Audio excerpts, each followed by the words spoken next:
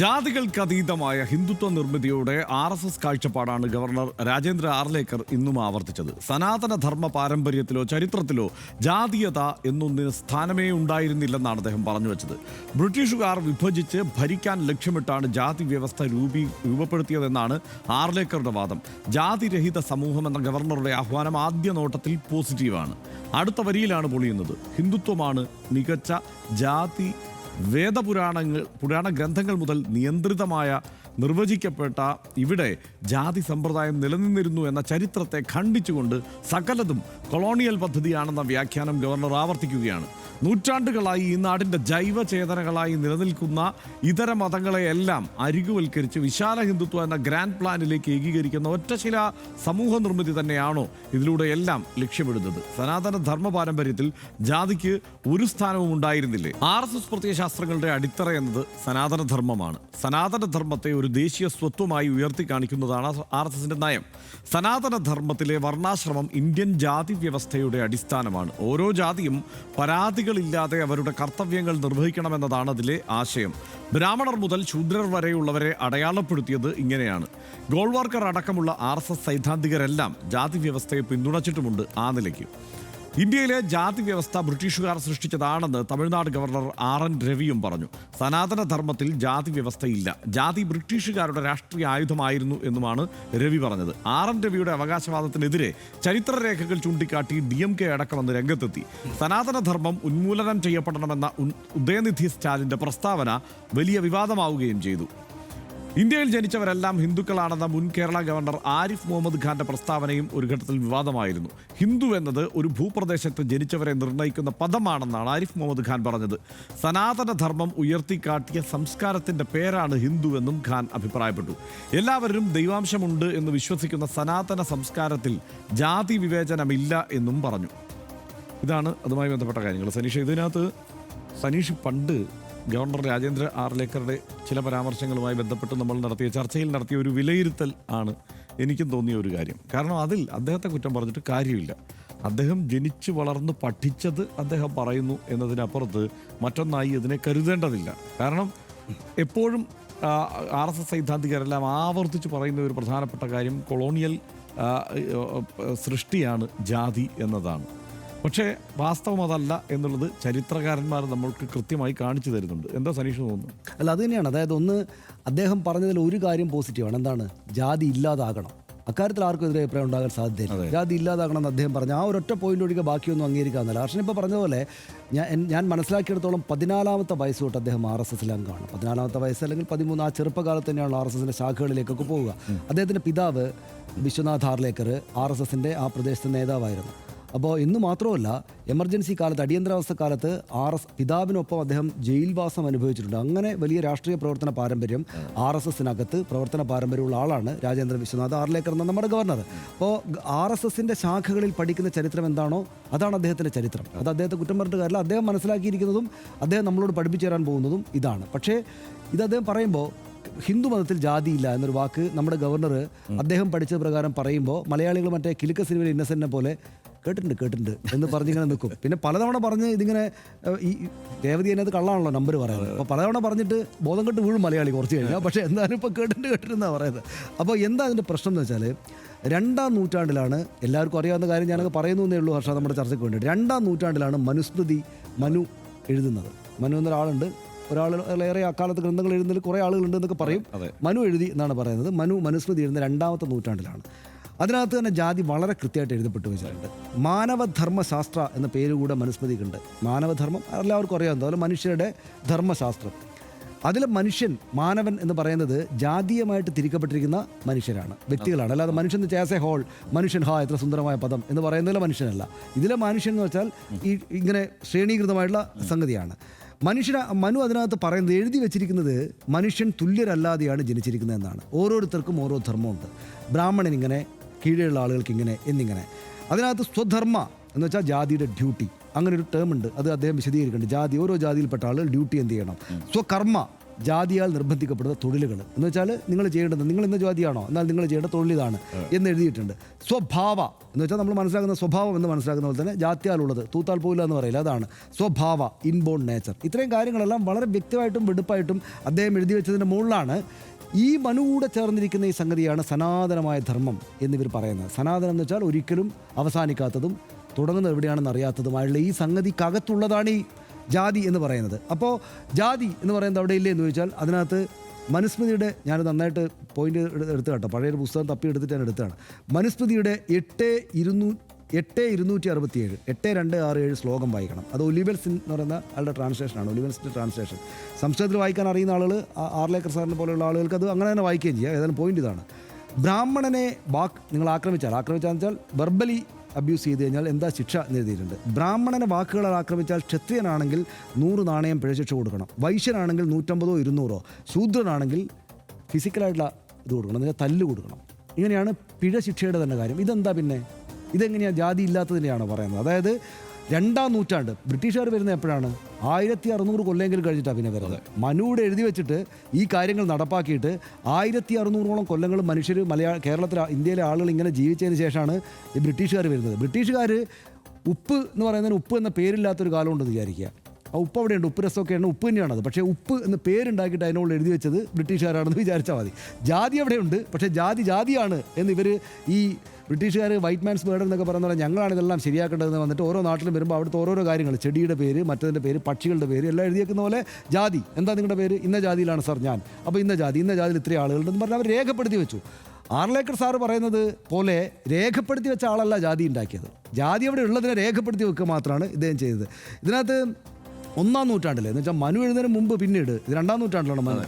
1-ാം നൂറ്റാണ്ടിൽ വസിഷ്ഠ ധർമ്മസൂത്ര എന്ന ഗ്രന്ഥത്തിൽ ജാതി വിട്ട് ലൈംഗിക ബന്ധത്തിൽ ഏർപ്പെട്ടാൽ പെണ്ണിനെ എങ്ങനെ ശിക്ഷിക്കണം എന്ന് എഴുതി വെച്ചിട്ടുണ്ട്. എന്ന് വെച്ചാൽ അതിനകത്ത് തലമുണ്ടനം ചെയ്ത് എണ്ണ ദേഹത്ത് മുഴുവൻ വാരി പൊത്തിയിട്ട് ഏത് ജാതിയിൽപ്പെട്ടവനെയാണോ അവൾ സെക്സിൽ ഏർപ്പെട്ടത് അയാളുടെ കളർ എന്ന് വെച്ചാൽ മിക്കവാറും അത് കറുപ്പായിരിക്കും. കാരണം താഴ്ന്ന ജാതിയിൽപ്പെട്ട ആളുകളോട് അവർ വിവേചിപ്പിക്കുന്ന ജാതിയിൽപ്പെട്ട ആളുകളോട് ലൈംഗിക ബന്ധത്തിൽ ഏർപ്പെട്ട ഒരു ബ്രാഹ്മണ സ്ത്രീയോ അല്ലെങ്കിൽ കുറച്ചുകൂടി ഉന്നത കുലജാതിയുള്ള സ്ത്രീയോ വിത്തിൻ കോട്ട്സ് ആ സ്ത്രീക്ക് മേൽ കറുപ്പ് പൂശിയിട്ട് കഴുതപ്പുറത്ത് നഗരം ചുറ്റണം എന്നതാണ് ഈ ശിക്ഷ എന്ന് വസിഷ്ഠ ധർമ്മ സൂത്രത്തിൽ എഴുതി വെച്ചിട്ടുണ്ട്. അപ്പോൾ ഇതൊക്കെ ഉണ്ടായിരിക്കെ ഞാനിത് ചില കാര്യങ്ങൾ മാത്രം ഉദാഹരിച്ചാണ്. നമ്മളെക്കാൾ വലിയ ആളുകൾക്ക്, പണ്ഡിതന്മാർക്ക് ഇഷ്ടം പോലെ പറഞ്ഞു കൊടുക്കാൻ പറ്റും. അപ്പോൾ ഇത് ആ കാര്യം അവിടെ ഉണ്ടായിരിക്കെ ബ്രിട്ടീഷുകാരാണ് ചെയ്തതെന്ന് പറഞ്ഞത് തീരെ ശരിയായില്ല. നാട്ടുകാർ ചിരിക്കുകയുള്ളൂ, നാട്ടുകാർക്ക് അറിയാം ജാതിയുണ്ട്. ഇതിനിപ്പോൾ ബ്രിട്ടീഷുകാർ എഴുതി വെക്കണ്ട, നമ്മളിപ്പോൾ ഇങ്ങനെ ചർച്ചയിൽ മനു ഇങ്ങനെ പറഞ്ഞല്ലോ എന്ന് പറയേണ്ട. നാട്ടുകാർക്ക് അവരുടെ റോഡിന് മുമ്പിൽ കാണാം, അല്ലെങ്കിൽ അവരുടെ കൺമുന്നിൽ കാണാമെന്നാണ് ജാതി ഉണ്ട് എന്ന്. പിന്നെ ഒരു കാര്യം കൂടി ഉണ്ട്, പക്ഷേ അതായത് ഇത് ആവർത്തിച്ച് ഇങ്ങനെ പറഞ്ഞുകൊണ്ടേയിരിക്കുന്നത് ഈ നാട്ടിൽ കൂടെ ഇതിനെ എറിഞ്ഞ് തറപ്പിക്കണം. നമ്മൾ അടുത്തായിട്ട് കേരള സ്റ്റോറി ചർച്ച ചെയ്യേണ്ട, അതിനകത്ത് ഇത് ബാധകമാണ്. ഈ പറയുന്ന കഥ ഇങ്ങനെ പറഞ്ഞ് തറപ്പിക്കണം. അത് രേവതി പറയുന്നത് പോലെ ഒരു കള്ളമാണ് എന്ന് കേൾക്കുന്ന നമുക്കറിയാം. ഏത് രേവതി പറയുന്ന ശരിയായ ടിക്കറ്റ് ഉണ്ടല്ലോ അത് കള്ളത്തരമാണെന്നറിയാം. പക്ഷേ കുറേ കഴിഞ്ഞ് ഇയാൾ ബോധം കെട്ട് വീണിട്ട് ഇയാളുടെ ബോധം പോയിക്കോളും എന്നതാണ് ഈ പറയുന്ന ആളുകളുടെ ഒരു അങ്ങനെ ബോധക്കെടുപ്പെടുത്തിയിട്ട് അദ്ദേഹത്തിൻ്റെതായിട്ട് വിചാരിച്ചിരിക്കുന്ന രാഷ്ട്രീയത്തെ പൊതുവിൽ കേരളത്തിൻ്റെ ആകെ ആക്കിയിട്ട് കൊണ്ടുവരാനാണ് അദ്ദേഹം ശ്രമിക്കുന്നത്. ഞാൻ എപ്പോഴും വിചാരിക്കാറ് ഇത്തരം രാഷ്ട്രീയത്തിന് മുമ്പിൽ ആളുകൾ പോവില്ല എന്നാണ്. കാരണം മലയാളികൾക്ക് കുറേ കൂടെ അദ്ദേഹം ചെന്ന് ഇത്തരം രാഷ്ട്രീയം പറയുന്ന അടുത്ത് ചെന്ന് ജാതിയിൽ കുളിച്ചു നിൽക്കുന്ന മനുഷ്യരോട് ജാതിയില്ല കേട്ടോ, ഇത് ജാതിയല്ല, നിങ്ങൾ ജീവിക്കേണ്ടത് ഇങ്ങനെയാണെന്ന് പണ്ടുള്ളവർ പറഞ്ഞതാണ് എന്ന് പറയുന്ന പോലെ കേരളത്തിൽ നടക്കാപ്പാവില്ല എന്നാണ് ഞാൻ വിചാരിക്കുന്നത്. ഇപ്പോൾ പക്ഷേ അങ്ങനെ ഒരു ശുഭാപ്തി വിശ്വാസമൊന്നും ഞാൻ പ്രകടിപ്പിക്കുന്നില്ല. കാരണം ഇത് ഈ രാഷ്ട്രീയം കൂടെ നല്ലതാണല്ലോ എന്ന് വിചാരിക്കുന്ന ആളുകളും ചിലപ്പോൾ ഒരുപക്ഷെ വളർന്നു വരുന്നുണ്ടാകും. എന്തായാലും പിന്നെ നമുക്കുള്ള ബുദ്ധിയൊക്കെ ഉള്ള ആളാണല്ലോ, അതിനേക്കാൾ കൂടുതൽ ബുദ്ധിയുള്ള ഒരുപാട് രാഷ്ട്രീയ പ്രവർത്തന പാരമ്പര്യമുള്ള സ്പീക്കറായിട്ടും ഗവർണറായിട്ടുമൊക്കെ 14 വയസ്സ് തൊട്ട് ദീർഘമായിട്ടുള്ള രാഷ്ട്രീയ പ്രവർത്തന പാരമ്പര്യമുള്ള ആർലേക്കർ ഇങ്ങനെ പറയുന്നത് ഈ നമ്മളെപ്പോലുള്ള ആളുകൾ ഇത് നിഷേധിക്കുകയും എതിർക്കുകയും ചെയ്യും, കേരളത്തിലെ ആളുകൾ എതിർക്കും. പക്ഷേ എന്നാലും ഇത് പറഞ്ഞുകൊണ്ടേയിരിക്കണം എന്ന തോന്നലും ആഗ്രഹവും മായിട്ടുള്ള ഇച്ഛാശക്തിയും കൊണ്ടാണ് എന്ന് ഞാൻ വിചാരിക്കുന്നു. അക്കാര്യത്തിൽ അദ്ദേഹം ആ ഇച്ഛാശക്തി പിന്തുടരുന്നതിനെ ഞാൻ അദ്ദേഹത്തെ നിശ്ചയമായിട്ടും അഭിനന്ദിക്കുകയും ചെയ്യും. അതെ, തീർച്ചയായും ഈ പറഞ്ഞതുപോലെ സനീഷി പറഞ്ഞ മനുവിൽ നിന്ന് ആണ് ഈ ചർച്ച തൽക്കാലം. കാരണം മനുസ്മൃതി ഒരു അടിസ്ഥാന ഗ്രന്ഥമായി ആ പ്രത്യയശാസ്ത്രം കാണുന്നത് കൊണ്ട് നമ്മൾ മനുസ്മൃതിയിൽ തുടങ്ങുന്നു. അതിന് കുറച്ച് മുമ്പ് തന്നെ ഈ കാര്യങ്ങളെക്കുറിച്ചുള്ള കൃത്യമായ സൂചനകളും അതിൻ്റെ തെളിവുകളും ഒക്കെ ചരിത്രകാരന്മാർ കണ്ടെത്തിയിട്ടുണ്ട്. അപ്പം അതുകൊണ്ട് പറയുകയാണ് നമ്മളുടെ ഈ വാർത്ത ഫേസ്ബുക്കിൽ ഈ വാർത്ത വന്നപ്പോൾ അതിന് താഴെ വന്ന ഒരു പ്രധാനപ്പെട്ട ആദ്യത്തെ കമൻറ്റ് തന്നെ ഈ മനു എന്നാണ് അങ്ങേരുടെ പേര്, മാനുവൽ സായിപ്പ് എന്നല്ല എന്നാണ് ഒരു കമന്റ്. അതായത് അന്ന് തുടങ്ങിയ സംഗതിയാണ്, അത് കൃത്യമായി രേഖപ്പെടുത്തിയിട്ട് ഇതാണ് നമ്മൾ നടപ്പാക്കേണ്ടത് എന്നുള്ളത് മനുഷ്യൻ്റെ ജീവിതത്തിൽ, മനുഷ്യൻ എന്നുള്ളതിൽ എവിടം വരെ പെടുത്തിയിട്ടുണ്ട് തനിഷ്. ഇതിലേറ്റവും കൗതുകകരമായ വശം എനിക്ക് തോന്നി, തനിഷ് ഈ വിഷയങ്ങൾ വിശദീകരിക്കുമ്പോഴും വരുന്നത് എവിടെ വരെയാണ്? ശൂദ്രൻ വരെ. ശൂദ്രന് ശേഷം മനുഷ്യൻ ഇവിടെ ഉണ്ട്, ശൂദ്രന് ശേഷവും മനുഷ്യർ അവശേഷിക്കുന്നു പോലെ ആളുകൾ. ഇപ്പൊ കേരളത്തിന്റെ സാഹചര്യം എടുത്താൽ ശൂദ്രനല്ലാത്ത ആ ഗണത്തിൽ എത്ര പേർ, എത്ര ഈഴവർ മുതൽ ഇങ്ങോട്ട് നോക്കിയാൽ ശൂദ്രരല്ല, അത് ധാരാള വിഭാഗമായിട്ടാണ്. അവരെ കണക്കാക്കുന്ന പോലുമില്ല. ഇപ്പൊ ശൂദ്രൻ കേട്ടാൽ ചെവിയിൽ ഈയം ഉരുക്കി ഒഴിക്കണം, വേദം ശൂദ്രൻ കേട്ടാൽ ചെവിയിൽ ഈയം ഉരുക്കി ഒഴിക്കണം എന്നുള്ളത് പറയുന്നുണ്ടെങ്കിൽ, പക്ഷേ ഈ ശൂദ്രൻ അപ്പുറത്തൊരാൾ ഇത് കേൾക്കുമെന്ന് അവർ പോലും വിചാരിച്ചിട്ടില്ല. കാരണം കേൾക്കാനുള്ള സ്കോപ്പില്ല, കാരണം മനുഷ്യരല്ലല്ലോ, അതുകൊണ്ട് ഇത് കേൾക്കാനുള്ള സ്കോപ്പില്ല. അതുകൊണ്ട് ഈ രേഖപ്പെടുത്തിയിരിക്കുന്നതിൽ പോലും അവിടം കൊണ്ട് അവസാനിക്കുകയാണ് എന്നുള്ളതാണ്. അത് ഈ പറഞ്ഞതുപോലെ ഗൗതമധർമ്മ സൂത്രയിലാണ് ഈ വേദം പഠിച്ച ശൂദ്രൻ്റെ ചെവിയിൽ ഈയം ഉരുക്കി ഒഴിക്കണം എന്നുള്ളത് പറയുന്നത്. അത് ഈ പറഞ്ഞ 2-ാം നൂറ്റാണ്ടിനും 5-ാം നൂറ്റാണ്ടിനും ഇടയ്ക്കുള്ള കാലയളവിൽ എഴുതപ്പെട്ട ഒരു സംഗതിയാണ്. അതിനകത്താണ് ഈ ഈയം ഉരുക്കി ഒഴിക്കൽ എഴുതി വെച്ചിരിക്കുന്നത്. ആ കാലത്ത് ഇവിടെ ബ്രിട്ടീഷുകാരില്ല, അതുപോലെ ഈ എന്താണ് മനുസ്മൃതിയിൽ തന്നെ ശൂദ്രൻ വേദം പഠിക്കുന്നത് നിഷേധിക്കുന്നുണ്ട്. അവിടെ ഈയം ഉരുക്കി ഒഴിക്കണം എന്ന് പറയുന്നില്ല എന്നേ ഉള്ളൂ. പക്ഷേ നീ നരകത്തിൽ പോയി മുടിഞ്ഞു പോകും എന്നുള്ളത് ശപിക്കുന്നുണ്ട്. ഇനി അത് മാത്രമല്ല, ഇതിൽ ഗൗതമധർമ്മ സൂത്രത്തിൽ പറയുന്ന ചില കാര്യങ്ങൾ കേട്ടാൽ നമ്മൾ ഞെട്ടിപ്പോകും. അതായത് ഇത് കേട്ടാൽ ചെവിയിൽ ഈയം ഉരുക്കി ഒഴിക്കണം, അവനത് പറഞ്ഞാൽ നാക്ക് മുറിച്ച് കളയണം, ഈ വേദം അവൻ ഓർമ്മയിലുണ്ട് എന്ന് തിരിച്ചറിഞ്ഞാൽ അവനെ 2ആയിട്ട് പിളർത്ത് കളയണം എന്നാണ് പറയുന്നത്, 2ആയിട്ട് വെട്ടിക്കീറി കളയണമെന്ന്. ആ കാലത്ത് അത് ബ്രിട്ടീഷുകാർ വന്നതിന് ശേഷം എഴുതി വെച്ചതാ ഇതെല്ലാം അല്ലല്ലോ. ഇനി വേറൊരു കാര്യം, കേരളത്തിൻ്റെ പശ്ചാത്തലത്തേക്ക് ഇത് എവിടെ നിന്നിട്ടാണ് ഗവർണർ രാജേന്ദ്ര ആർലേക്കർ പറയുന്നത്? കേരളത്തിൽ നിന്ന്. കേരളത്തിൽ ശ്രീനാരായണ ഗുരുവാണല്ലോ കേരളത്തിൻ്റെ ഏറ്റവും പ്രധാനപ്പെട്ട നവോത്ഥാന നായകനായും ഏറ്റവും പ്രധാനപ്പെട്ട ഒരു സന്യാസി ശ്രേഷ്ഠനായും ഒക്കെ നമ്മൾ കരുതുന്നയാൾ. ശ്രീനാരായണ ഗുരു എന്താ പറഞ്ഞത്? നമുക്ക് സന്യാസം തന്നത് ബ്രിട്ടീഷുകാരാണെന്നാണ്. എന്തുകൊണ്ടാണ് അദ്ദേഹത്തിന് അങ്ങനെ പറയേണ്ടി വന്നത്? അദ്ദേഹത്തിന് അങ്ങനെ പറയേണ്ടി വന്ന സാഹചര്യം എന്താണ്? അതായത് അദ്ദേഹം ജനിച്ച ജാതിയിൽ നിന്ന് ഒരാൾക്ക് സന്യാസിയാകണമെങ്കിൽ ബ്രിട്ടീഷുകാരില്ലാത്ത ഇന്ത്യയിൽ പറ്റില്ലായിരുന്നു. അത്രയേ ഉള്ളൂ കാര്യം. അപ്പോൾ അദ്ദേഹത്തിന് അതുകൊണ്ടാണ് അദ്ദേഹം അങ്ങനെ ഒരു പരാമർശം അദ്ദേഹത്തിൻ്റെ ഭാഗത്തു നിന്ന് ഉണ്ടാവുന്നത് എന്നുള്ളതാണല്ലോ യാഥാർത്ഥ്യം. അപ്പോൾ ഇതെല്ലാം ഇങ്ങനെ ഒരു പശ്ചാത്തലം, ഇങ്ങനെ ഒരു സാഹചര്യം ഈ ലോകത്ത് നിലനിൽക്കുമ്പോൾ ഇതൊന്നുമല്ല. ബ്രിട്ടീഷുകാർ വന്നതിന് ശേഷം സനീഷ് നേരത്തെ സൂചിപ്പിച്ചതുപോലെ ഈ ചെടിയുടെയും ഉപ്പിൻ്റെയും പേരെഴുതി വെച്ചതുപോലെ ജാതിയുടെ പേരെഴുതി വെച്ചത് സത്യത്തിൽ ബ്രിട്ടീഷുകാർ ചെയ്ത ഒരു കാര്യമുണ്ട്, നല്ല കാര്യമായിട്ടാണ് എനിക്ക് തോന്നുന്നത്. കാരണം അല്ലെങ്കിൽ 1,900 ജാതി ഇവിടെ ഉണ്ടായേനെ. കുറേ ജാതികൾ ഇവർക്ക് എഴുതി മടുത്തപ്പോൾ കുറേ എണ്ണം ഒരുമിച്ച് കൂട്ടിയിട്ട് ഒറ്റ ജാതി ആക്കിയിട്ടുണ്ട്. അങ്ങനെ ഇപ്പോൾ അതുകൊണ്ട് തന്നെ അവരും കുറച്ച് എളുപ്പത്തിൽ കരുതിയ എന്താ വെച്ചാൽ ഇത് 4ആയിട്ട് ഇവർ പിരിച്ചു നിർത്തിയിരിക്കുകയാണല്ലോ.